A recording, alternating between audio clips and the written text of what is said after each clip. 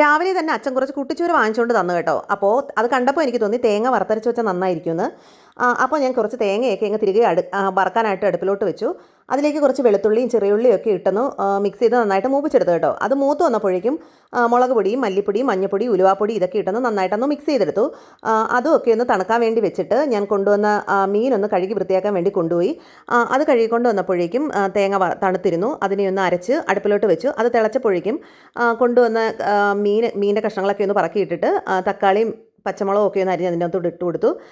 അതിനുശേഷം കുറച്ച് വടക്കംപുളി കൂടി കുതിർത്ത് വെച്ചിട്ടുണ്ടായിരുന്നു, അതും കൂടി അതിലേക്ക് ഒഴിച്ചു കൊടുത്തു. പിന്നെ കുറച്ച് ക്യാബേജ് അരിഞ്ഞ് ഫ്രിഡ്ജിൽ ഞാൻ വെച്ചിട്ടുണ്ടായിരുന്നു കേട്ടോ. അതും കൂടി ഒന്ന് പെട്ടെന്ന് തോരനാക്കി എടുത്തു. പിന്നെ കുറച്ച് മോരുകറി കൂടി വെക്കാമെന്ന് കരുതിയിട്ട് പെട്ടെന്ന് തന്നെ മോരുകറിയും കൂടി അങ്ങ് ആക്കി എടുത്തു കേട്ടോ. പിന്നെ അവിടെ എല്ലാം അങ്ങ് ആകെ അലങ്കോലമായി, അവിടെ എല്ലാം അങ്ങ് വൃത്തിയാക്കി എടുത്തു. പിന്നെ ഇന്നത്തെ ലഞ്ചിൻ്റെ വിശേഷങ്ങൾ ഇത്രയൊക്കെ ഉള്ളൂ. വീഡിയോ ഇഷ്ടമായെങ്കിൽ ലൈക്ക് ചെയ്യുക, ഷെയർ ചെയ്യുക, കമൻറ്റ് ചെയ്യാം, സബ്സ്ക്രൈബ് ചെയ്യാം. താങ്ക്